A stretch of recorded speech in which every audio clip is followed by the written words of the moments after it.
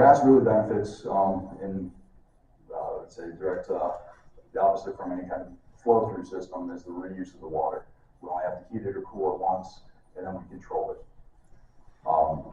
What is very important to understand is that for every gallon of water that is introduced to that system that needs to be raised basically 1 degree Fahrenheit, you're adding 500 BTUs to that load. So this replacement water load can be very substantial very quickly. It's going to pretty much be proportional to the size of your system overall. But that's something we need to absolutely understand when we're sizing heating and chilling. So obviously there's always going to be some level of replacement water just through losses by evaporation especially. Very important thing to consider though, and I think a lot of different RAS systems use this kind of methodology, is if you have a single water replacement event, say once a week, you're replacing 20% of your water. If you do that and then you have to quickly come back to temperature, just be very cognizant that that can really drive the sizing and style of your heating or chilling equipment. Where even if you're in a hot or cold environment, your steady state loads might be, we'll say X. If you replace 20% of the water, that water's 20 degrees colder and we need to get back to temperature in 12 hours, that might be 5X. So that kind of new water temperature change, again, water is extremely energy intensive to change the temperature. Keep that in mind as part of your heating and chilling loads. And I almost forgot the most important thing I wanted to really hammer home. Pre-tempering new water. So if you have the opportunity as you're designing the system to take your effluent water and locate that, basically return to the environment anywhere near or close to your new water, there are definitely several ways. We use a couple specifically to recover that heat in the effluent water. So basically using a heat exchanger, take your effluent water, pass it through with your new water, and try to recover that heat, and that will always move your new water towards whatever your RAS system temperature is.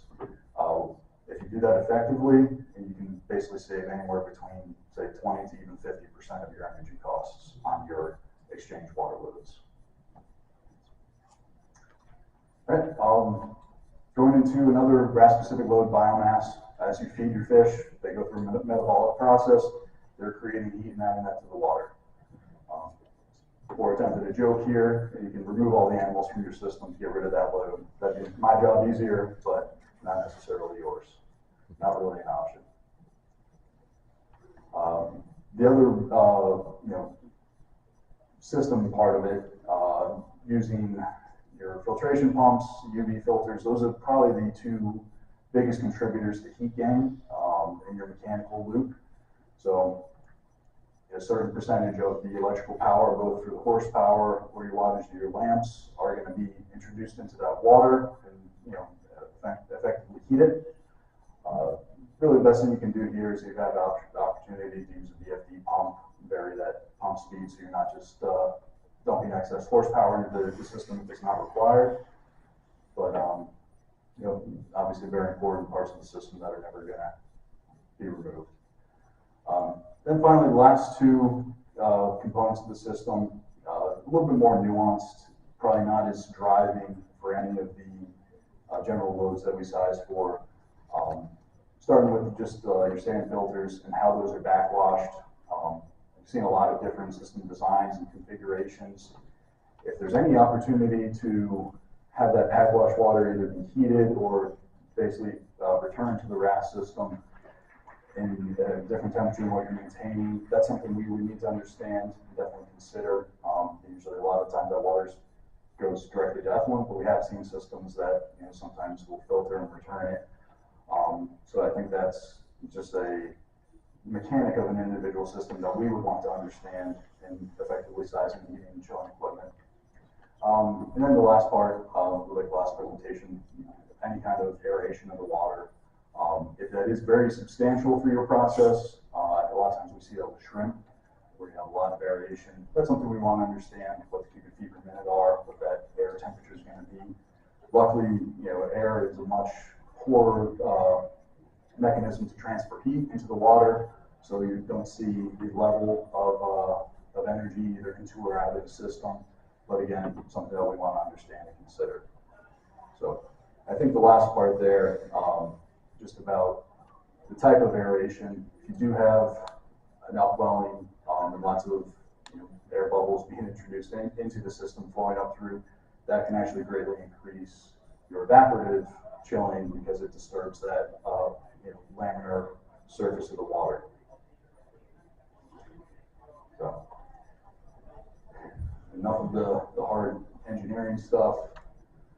Once we have a rough understanding of a given system, all those loads that are going into or out of it and transferring heat, basically add all up the applicable loads together, and then we have to add in what we call volumetric recovery capacity. This is really what gives you the ability to move the temperature of your water. So we look at all the heat into and out of the system. If we were to size equipment specifically for that, you could maintain temperature. The volumetric recovery is the aspect of the system that is actually based on the system volume that we add into that capacity, and we use that to increase or decrease your temperature. When we go through this process, it allows us to tightly dial in what's needed for a given system with we say a healthy amount of, not necessarily redundancy, but extra margin. Versus, sometimes you hear, size a half degree raise per hour per gallon, which is just a much less robust method of understanding the heat in and out of the system.